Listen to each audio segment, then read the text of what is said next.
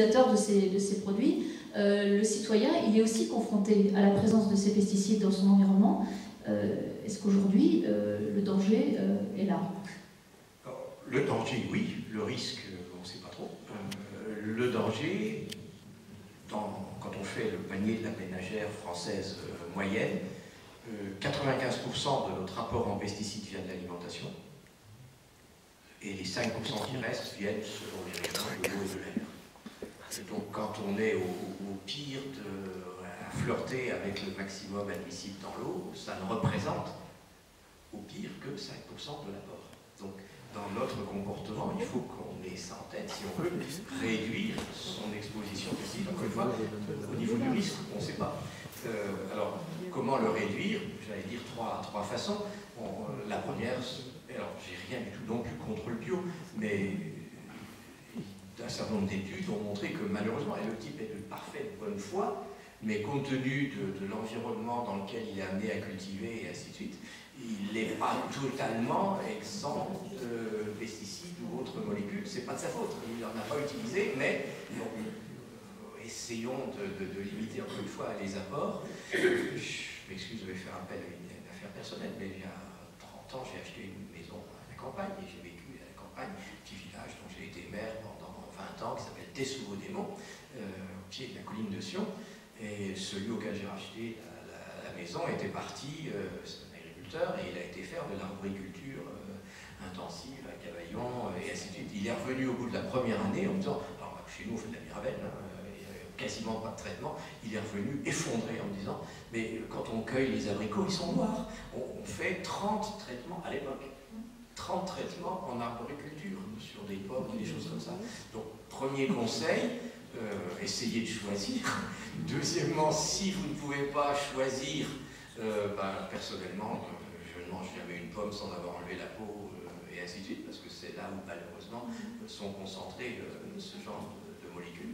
Et ce n'est pas le lavage qui va suffire, d'autant plus que souvent vous allez avoir de la cire pour garder le bel aspect, et que ça va contribuer à bien fixer. On vous a quand même raconté depuis que je suis petite que les vitamines sont dans la peau. Oui, c'est vrai, mais c'est comme ça. Pesticides. Désolé, mais il y avait aussi des pesticides. Je suis père de famille, et ainsi de suite. Et puis, troisième chose, ce qui m'inquiète plus, c'est la globalisation. Autant on est en train de faire des efforts en France, et ainsi de suite, autant quand vous allez dans votre supermarché favori, vous allez trouver, alors en plus il y a... Ça va être sur la vidéo. Mais l'immense majorité des fruits ne vient plus de France. Et là, ça mériterait... Alors autant l'eau, je peux vous garantir que votre eau, elle est contrôlée, ultra contrôlée, et ainsi de suite, c'est l'aliment qui est le plus sûr. Alors que tout le monde tape sur l'eau en disant les pesticides dans l'eau, c'est vraiment complètement en dehors du sujet. Le problème, c'est l'alimentation, et en particulier l'alimentation globalisée, où vous ne savez pas du tout ce qu'on a fait. Il n'y a aucun contrôle. Alors vous voyez dans d'autres domaines, la viande, maintenant c'est facile de broder là-dessus, mais c'est comme ça.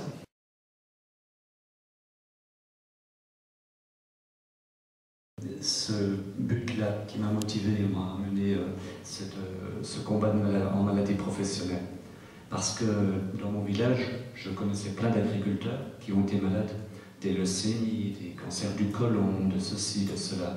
Et finalement, quand je faisais le tour, chez nous, on a un petit village où il y a encore beaucoup d'agriculteurs. Pour vous dire, aujourd'hui, il y a encore 11 exploitations avec 24 chefs d'exploitation.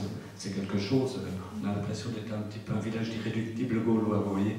Et donc, en constatant ça, quand j'ai eu mon lymphome à l'âge de 44 ans, alors que j'étais quelqu'un de très robuste, je n'étais jamais malade. Et avoir directement un cancer comme ça, j'ai dit, alors là, il y a un problème. Après, on est suivi, et tout le travail, tout le travail, mais c'est pas un travail, c'est un sacerdoce d'être obligé de démontrer, d'essayer de démontrer que c'est justement ces pesticides qui vous ont rendu malade. Ça a duré 2 ans et demi, mais bon, j'y suis arrivé. Quand la décision est arrivée du tribunal, j'ai eu une omerta autour du sujet de la part de mes propres confrères, des chambres d'agriculture, du journal agricole local, de ceci, de cela, tout est passé. À côté, il n'y a que la presse dite hors agricole qui a beaucoup médiatisé mon procès, sinon j'ai eu une omerta complète. Or, depuis voilà, bientôt 2 ans, ça va bientôt faire 2 ans que Phytovictime existe. Aujourd'hui, moi je suis très fier de ce qu'on a fait, parce que j'y vois dans mon département, il y a une ouverture qui se fait. Maintenant, la Chambre d'agriculture m'a auditionné, le principal syndicat agricole, dont je ne citerai pas le nom, est venu chez moi pour m'écouter. On a ouvert des portes. Et aujourd'hui, le sujet, il devient de moins en plus... On est en train de reconnaître que le pesticide, c'est un problème. Et croyez-moi, c'était loin d'être le cas. Alors, si je peux me permettre aussi de continuer à compléter, la sous-évaluation, elle vient aussi évidemment du problème de reconnaissance de maladies professionnelles. Évidemment, c'est compliqué cette reconnaissance, parce que quand on reconnaît une maladie professionnelle, du coup, il n'y a pas très longtemps, c'est pendant notre mission que le Parkinson a été classé dans les maladies professionnelles liées aux agriculteurs, et c'est très très compliqué de faire reconnaître sa maladie comme une maladie professionnelle. C'est compliqué pour les mutuelles, et puis c'est compliqué aussi pour les industriels qui derrière sont aussi partie prenante dans la reconnaissance de ce lien entre maladie professionnelle et exposition. Et tout est fait pour vous décourager, de toute manière, hein, à chaque étape, hein, entre le début, le certificat médical du médecin, qui est très important au début. J'ai la chance d'avoir un hématologue qui, même s'il a mis beaucoup de retenue à son certificat, il a mis oui, il est possible que peut-être, monsieur Camuset, mais il m'a fait quand même mon certificat médical et c'est là que c'est parti. Mais à chaque étape, les commissions de C2RMP, par exemple, c'est une catastrophe. Par exemple, pour ne citer qu'elle. Et donc, finalement, à chaque fois, il faut avoir le courage de se remettre le cœur à l'ouvrage, en sachant que c'est ponctué de délais, de choses qu'il ne faut surtout pas dépasser, sinon votre dossier est fini. Il faut avoir... Et oui, en plus, j'étais malade. Moi, j'ai fait ça quand j'étais en chimiothérapie, que j'ai fait ça. Hein. Et ça m'occupait le week-end. J'étais paraplégique, je ne pouvais plus rien faire. Alors, j'allais rechercher sur l'ordinateur d'éventuelles preuves, des études. Moi, en France, je n'ai pas trouvé grand-chose. Hein. Tout ce qu'on trouvait sur Internet, c'était des études des États-Unis, Canada, tout ça. Je ne sais même pas. J'espère que vous allez me dire qu'il y en a quand même un peu en France. Quasiment non. Alors, 2 points pour éclairer la salle. Premièrement, dans le cadre des maladies professionnelles, qu'elles soient d'origine agricole ou autre, il y a ce qu'on appelle un tableau des maladies professionnelles qui est établi depuis Mathusalem. Et si la pathologie n'est pas reconnue dans le tableau, malheureusement, effectivement, c'est un combat quasiment perdu d'avance, puisque la sécurité sociale, la mutualité sociale agricole ou tous les organismes de sécurité sociale, ils vont appliquer le tableau. Mais votre maladie, elle n'est pas reconnue comme maladie professionnelle. Pourquoi? Parce que la démarche scientifique n'a pas été faite. Et le deuxième point, c'est qu'en France, nous sommes, je suis désolé des termes que je vais employer, quasiment inexistants à l'échelle mondiale en matière de toxicologie. Point. Je me fais très mal voir et je redis encore la phrase que j'écris partout. La pharmacologie a tué la toxicologie en France. C'est-à-dire qu'en France, ça fait partie des chaires de médecine, de pharmacie, et ainsi de suite. On a tout fait pour la pharmacie ou la pharmacologie, et la toxicologie a été associée dans les libellés de discipline à la pharmacologie. Et donc, on a nommé en France que des professeurs de pharmacologie. Vous passez la frontière, la toxicologie reste une matière à titre total, ce qui fait que dans les comités d'experts européens, les Français sont quasiment inexistants. Et ça ne s'améliore pas.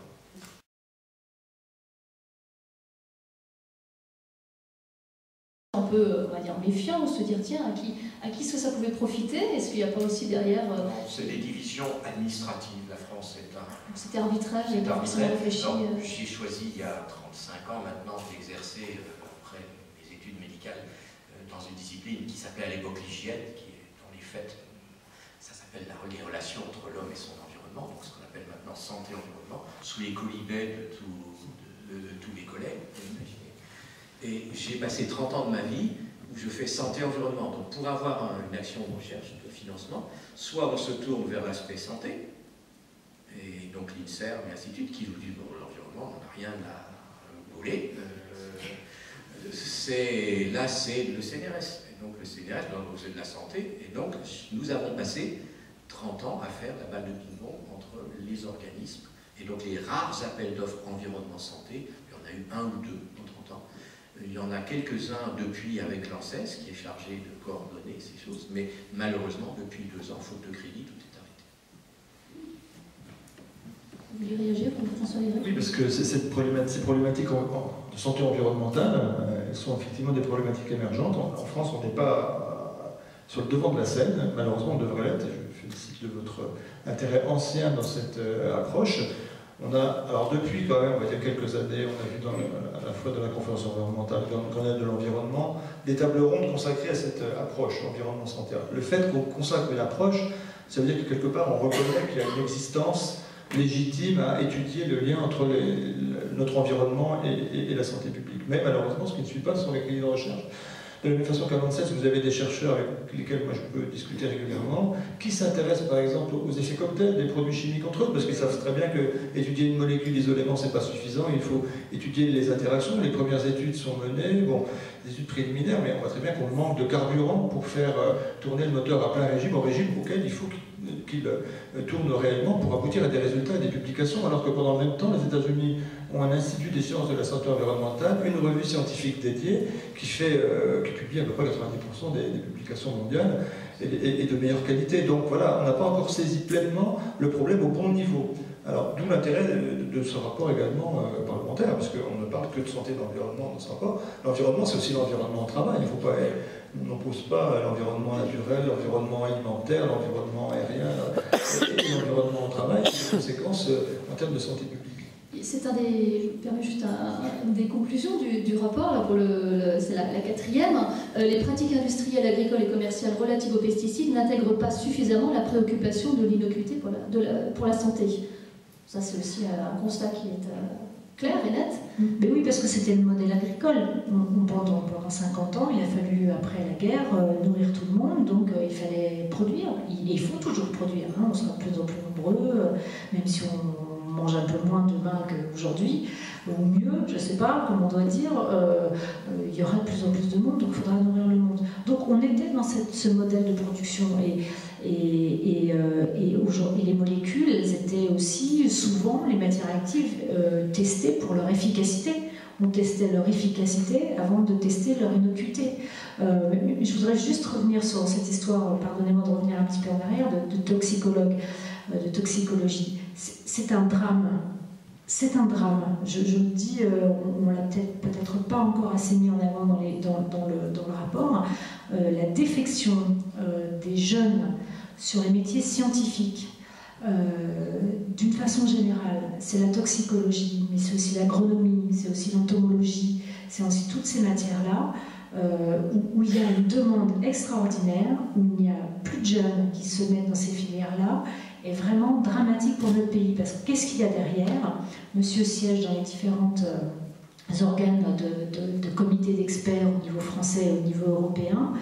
Alors déjà, il y a le problème des conflits d'intérêts qui est un sujet qui devient absolument insupportable, parce qu'on est en train de tuer l'ensemble de nos experts, on est en train de les dégoûter d'aller dans ces comités d'experts, donc il faut être extrêmement prudent, qu'il y ait de la transparence sur leur activité, leur financement, tout ça, d'accord, mais il faut arrêter de les accuser en permanence d'être en conflit d'intérêts, sinon, non seulement on n'aura plus de gens qui seront des scientifiques, mais on aura des gens qui seront plus du tout motivés. Il faut savoir qu'ils font ça gratuitement, qui payent, mais on parlait tout à l'heure ensemble, quelquefois vous êtes de votre poche quand vous allez siéger au comité d'experts.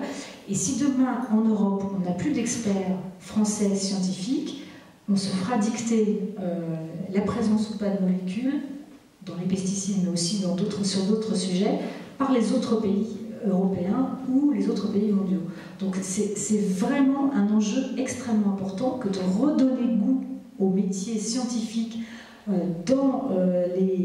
niveau du lycée, je pense même avant, et puis de remettre à l'honneur l'ensemble de ces matières qui sont des matières extrêmement importantes pour notre liberté de choix et pour notre autonomie de choix. C'est très très important.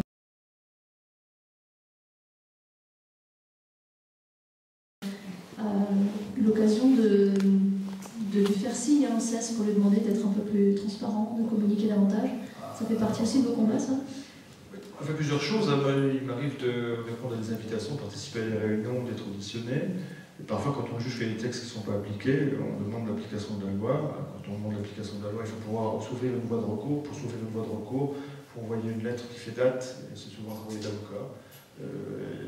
Mais en tant qu'ONG, on considère qu'en réveillant un peu l'institution sur sa vitesse à respecter la loi, notamment en mettant en ligne toutes les autorisations de mise sur le marché de pesticides telles qu'elles sont signées par le ministre. Tout un chacun dans la salle peut les consulter. Là, maintenant, elles vont être publiques sur le site de l'ANSES. Voilà. Donc c'est ce qu'on demandait, parce que c'était prévu par la loi, il y avait un petit retard, on a demandé à l'ANSES de régulariser. Et c'est important pour tout le monde, c'est important pour nous comme ONG, parce que si on veut vérifier par exemple que chaque autorisation de mise sur le marché pour laquelle, par exemple, il y a un équipement de protection individuelle qui est conseillé, vous savez que normalement, l'équipement de protection individuelle, il doit être disponible pour le produit concerné. Donc si on n'a pas en ligne, au fur et à mesure que les autorisations sont signées par le ministre, tout ce matériel pour pouvoir vérifier que les conditions sont bien requises, et c'est aussi notre travail quelque part, on ne peut pas émettre un recours après contre cette autorisation de mise sur le marché des pesticides, parce qu'on en a connaissance trop tard. En fait, elle est publiée, mais noyée dans une base de données, je ne rentre pas dans les détails, du ministère de l'Agriculture, qui ne vous permet pas de suivre en temps réel les documents tels qu'ils sont signés par le ministre. Hein, vous savez, ça paraît être des détails, mais pour les agriculteurs, le fait de savoir que l'équipement de protection individuelle pour le produit X ou Y est réellement efficace ou pas, ça peut faire la différence entre une personne en bonne santé et une personne malade. Donc, voilà, notre travail, c'est aussi de vérifier ça. Vous parlez de recours, vous en faites beaucoup dans la vie? Oui, ça fait partie du travail de tous les contre-pouvoirs, de toutes les associations qui travaillent sur ces sujets de consommation de l'environnement. Hein. On en fait autant que de besoin et autant qu'on peut en faire compte tenu de nos modestes moyens.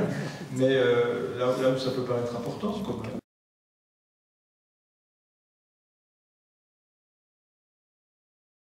nos jeunes, il faut absolument que les écoles d'agriculture remettent l'agronomie au-dessus devant de la scène. C'est ça qui va nous sauver. Mais dites agronomie, concrètement, ça veut dire quoi? C'est des tas de principes du sol que nos anciens, il ne faut pas croire, et nous, on les a balayés parce que finalement, la chimie avait une réponse à tout. Nous, on est devenus des applicateurs de recettes par le fait. C'est-à-dire qu'il y a un vrai savoir-faire qui s'est perdu? Oui, j'en suis persuadé, oui. Ouais. Moi, j'étais très très frappée pendant la mission d'information. Là aussi, il a fallu que je laisse quelques a priori au vestiaire, parce que une des premières visites qu'on a faites, c'était en Bretagne, chez mon ami écologiste, collègue écologiste un peu druide, dont je vous ai parlé tout à l'heure, Joël Labbé, presque druide, et qui nous avait concocté un programme, notamment chez des agriculteurs bio. Et je me suis dit, oh là là, ça y est, je suis arrivée chez les 68 arts, type un peu... Et pas du tout. Je suis arrivée chez des gens extrêmement sachants. J'étais très impressionnée par la grande connaissance de l'agronomie, de l'entomologie, et également la grande ouverture. C'est-à-dire que, à force de discuter avec cet agriculteur assez extraordinaire, il nous a dit mais moi, je comprends parce que je gère aussi un risque. Je gère le risque de mon revenu. Je gère le risque à un moment d'avoir une année où j'ai rien. Et peut-être à un moment de revenir à des produits qui sont des produits chimiques, mais vraiment dernière limite. Et donc j'ai trouvé vraiment un agriculteur qui était encore plus fier de ce qu'il faisait, peut-être, que l'ensemble des agriculteurs qui sont fiers de leur rendement, qui sont fiers de leur travail, qui sont fiers de leur exploitation. Mais là, il apportait autre chose qui était un retour vraiment à la science du sol, à la science de la biologie. Et c'était assez impressionnant. Et donc je pense qu'il y a une sorte de fierté aussi à retrouver dans le métier. Voilà. Et surtout pas de faire... Et lui était prêt à revenir à la chimie si jamais il y avait un risque sur son revenu, parce qu'il n'est pas fou non plus. Mais c'est toute la difficulté d'être un agrobio aujourd'hui. Hein. Un vrai agrobio, il faut qu'il ait une multitude de connaissances. C'est beaucoup plus difficile, je parle en connaissance de cause, parce que moi je suis devant un dilemme. Aujourd'hui, j'aurais envie de changer. Pour l'instant, je ne l'ai encore pas fait. Il y a des conditions structurelles, on a un aménagement foncier, il y a plein de choses qui m'empêchent pour l'instant de le faire de l'immédiat. Mais il faut que je le fasse. Mais pour moi, ma chance, ce sera peut-être mon fils qui arrive en école d'agronomie. Je vais essayer de le faire bûcher encore un petit peu plus là-dessus pour qu'il m'aide, pour que demain on puisse passer là-dedans. C'est une révolution pour moi. Hein. Vous témoignez sur le site de Phytovictime, c'est un site qui est intéressant aussi si vous voulez aller voir. Vous témoignez combien c'est dur psychologiquement aussi. Ah oui. C'est vrai parce que bon, quand on a été bercé dans cette ambiance-là, moi j'étais persuadé que de toute façon les pesticides on ne pouvait pas faire sans. Aujourd'hui j'ai déjà énormément de choses qui ont changé sur mon exploitation.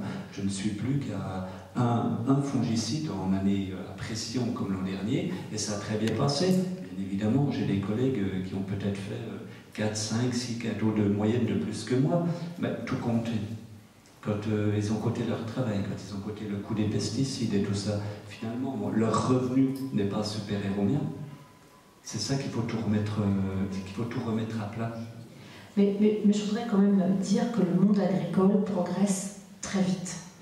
Et on s'est toujours adapté de toute manière. Toujours adapté. Et je crois qu'il y a eu cette période où d'abord on ne voulait pas reconnaître les maladies, ensuite on dit non les rendements, etc., etc. On a une période, puis bon, comme les ONG étaient très virulentes, on va dire ça, je regarde avec amitié mon voisin, mais les ONG étaient très très virulentes, elles faisaient leur travail, il y a eu une période un peu de confrontation. Moi j'observe quand même que le monde agricole, avec Ecophyto 2018, il y a eu un véritable changement. C'est-à-dire qu'on est vraiment aujourd'hui dans un moment où les agriculteurs acceptent véritablement de se remettre en question et puis de retravailler sur leur méthode. Alors c'est pas tout le monde, évidemment, on trouvera toujours les irréductibles d'un côté ou de l'autre, mais je crois que le monde agricole est en train de changer et il faut leur rendre hommage là-dessus parce que sinon on n'arrive pas à passer notre message. Peut-être préciser aussi Ecophyto 2018, ce que c'est. Oui, je peux rapidement. Ecophyto 2018, vous avez été un des acteurs tout à fait actif. C'est donc le programme qui a suivi en fait les décisions du Grenelle et qui ont déployé en fait sur la France tout un programme d'action visant à réduire de 50% l'utilisation des pesticides. Alors c'était 2008-2018. 2008-2018, voilà, 10 ans pour réduire de 50%. Je pense qu'on n'y sera pas parce que c'est compliqué. Je pense qu'on n'y sera pas parce qu'on mesure aujourd'hui, d'abord l'unité de mesure à mon avis est elle-même à remettre en question, mais on n'y sera pas parce que c'est extrêmement ambitieux et peut-être que c'est pas moins 50 partout, peut-être que c'est moins 20 sur les céréales et puis moins 80 sur la viticulture. Je parle en pays où il y a beaucoup de viticulture et que c'est peut-être moins 80 sur l'arboriculture. Peut-être que c'est à affiner, et d'ailleurs c'est ce que dit Stéphane Le Foll aujourd'hui. Il dit que probablement les objectifs assignés doivent être revus un petit peu culture par culture, mais je crois que c'était un signal extrêmement important. C'était un claim publicitaire, comme on dit dans le métier, pour dire voilà, il faut qu'on atteigne moins 50%. Et du coup, ça a mis en marche toute une série de méthodes, de formations, de fermes qui sont là, qu'on appelle les fermes défis, qui sont là pour donner l'exemple, pour tester des nouvelles façons agronomiques de production. Tout ça, c'est en train de se mettre en place. Donc on ne peut pas revenir sur un modèle qui a 50 ou 60 ans en 2 ans. Donc il faut continuer à aller dans ce sens. En tout cas, je trouve que le monde agricole bouge très vite. Alors, je suis de ceux qui pensent qu'effectivement, au moment où Ecophyto a été adopté, on a vraiment changé de période. Hein. Je n'en rajoute pas en disant, parce qu'on a changé le logiciel quelque part, parce qu'avant, je l'ai évoqué tout à l'heure rapidement, on parlait que de réduire le risque lié à l'usage des pesticides, hein, puisqu'on parlait d'évaluation du risque. Mais alors, réduire le risque, en jouant sur différents leviers, mais il y en a un auquel on ne touchait pas, c'était l'utilisation. Donc c'était une espèce de contorsion sur laquelle il fallait réduire le risque parce que voilà, c'était le début des années 2000. On commençait à prendre conscience de la dangerosité pour l'environnement, pour la santé, mais il fallait toucher à tous les leviers sauf celui de l'utilisation. Donc on voyait très bien que là il y avait l'Omerta, dont parlait Denis Camuset tout à l'heure, qui jouait, il y avait quelque chose qui n'était pas normal, et c'est pas normal de refuser d'agir sur tous les leviers pour réduire le risque. Donc à partir du moment où on a passé le problème de l'environnement, il y a Ecophyto qui a été adopté, là, il y a une reconnaissance de la nécessité d'agir aussi sur l'usage des pesticides. Alors, l'indicateur, je le trouve bon, cet indicateur. Je ne peux pas dire le contraire parce que je l'ai pas mal défendu, donc je continue à le trouver excellent. En fait, il s'agit de défendre un indicateur sur le nombre de traitements et pas sur la quantité des produits utilisés. Le but, c'est de dire, L'idée, c'est de dire les produits qui sortent sont souvent de plus en plus efficaces et parfois dangereux à des doses de plus en plus faibles. Les fongicides, c'est quelques dizaines de grammes à l'hectare. Avant, on mettait plusieurs kilos de certaines matières. Ça ne veut pas dire que parce qu'on met 20 grammes à l'hectare, c'est 50 fois moins dangereux. Hein. Et donc, de trouver un indicateur indépendant du côté ça, c'est un produit pondéré ou pas, c'était intéressant. Mais bon, on se heurte maintenant aux limites quand même de ce plan. Puisque s'il y a j'en ai vu un ce soir à France 3 régional, qui faisait de gros progrès, qui avait vraiment atteint déjà des objectifs importants, on voit très bien qu'on tarde à avoir les premiers résultats. Les indicateurs au cours des 2 dernières années de référence ont légèrement augmenté. Bon, on ne peut rien dire avec comme ça d'une année sur l'autre, il va falloir avoir un peu de recul. Mais on voit très bien que il faut embrayer maintenant du stade expérimental. Il y a eu d'excellentes études faites par l'INRA, etc., qui montraient qu'il y avait des systèmes intéressants entre le bio et le conventionnel qui permettaient d'avoir des résultats. Maintenant, il faut généraliser les pratiques et il faut que le monde agricole embraye, ne fasse pas de résistance, fasse de ce projet le sien. Et c'est là où il y a encore vraiment des progrès à faire. Il y a encore une position un peu trop défensive de la profession. On a une position différente là-dessus, c'est normal. Mais je pense que réellement, il y a une partie de la profession qui a compris. Et il y a des gens qui sont dans ce qu'on appelle des systèmes de production intégrés. C'est eux qui sont déjà aujourd'hui dans le moins 50% de pesticides. Ce sont des gens qui produisent parfois sur des grandes surfaces, mais qui sont extrêmement performants agronomiquement, économiquement aussi, parce qu'ils produisent un peu moins pour du blé en quantité, une dizaine de quintaux au moins à l'hectare. Mais comme ils ont réduit fortement leur charge d'exploitation, ils gagnent de l'argent. Il n'y a pas de souci. Ça demande de la technicité, ça demande de la formation, mais ça demande aussi de l'adhésion. Il faut que l'ensemble des acteurs du monde agricole poussent, et j'ai toute confiance dans le monde agricole, pour que le jour où tout le monde, de haut en bas, de l'échelle du monde agricole, dira la voie à suivre, c'est ça, ils iront.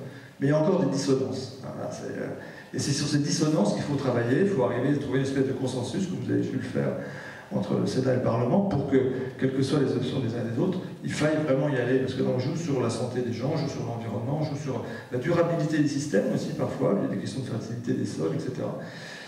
Et c'est un vrai challenge pour l'agriculture qui devrait permettre de redonner aussi la fierté, vous avez raison, du métier. Hein, parce que l'agriculture doit répondre à une commande sociale qui a évolué dans les années 60, 50, 70, 80. Il fallait produire toujours plus. Maintenant, il faut produire en quantité, mais en respectant des grands équilibres, dont des grands équilibres environnementaux. Donc autour de ce défi-là, je crois qu'on est capable de se retrouver en venant d'horizons assez différents.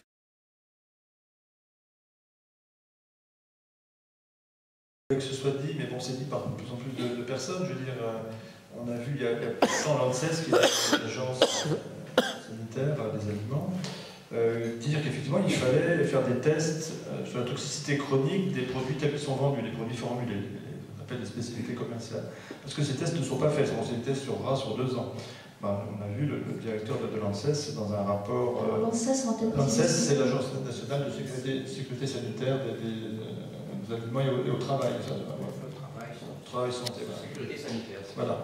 Et donc, voilà donc un manque qui est souligné par l'agence qui est en charge de l'évaluation justement du risque en France. Et voilà le type de manque dans les études d'évaluation du risque telles qu'elles sont faites en France. Vous avez également parlé de perturbateurs endocriniens, c'est un sujet qui est de plus en plus émergent, c'est un sujet pour lequel il y a une actualité politique forte en France et en Europe, puisque la France doit arrêter sa stratégie sur les perturbateurs endocriniens. Et en Europe également, il y a des étapes absolument clés sur la définition des perturbateurs endocriniens, parce que ce sont des produits chimiques souvent, mais pas seulement, il y a aussi des métaux qui vont perturber à très faible dose le système hormonal. Ben là, il y a des scientifiques qui commencent à s'interroger sur la pertinence des méthodes traditionnelles d'évaluation de risque, puisque là, on est avec des produits qui peuvent agir à très très faible dose. Donc, effectivement, on est sur un modèle classique avec un risque qui est fonction de l'exposition. Alors que parfois, avec ces perturbateurs endocriniens, on va avoir un risque plus faible avec une exposition faible que si on augmente légèrement l'exposition, on va avoir un risque qui va légèrement diminuer. Il y a des seuils qui seraient censés ne pas exister, etc. Bon, tout ça c'est très complexe, c'est une science qui se bâtit, qui n'est pas complètement aboutie.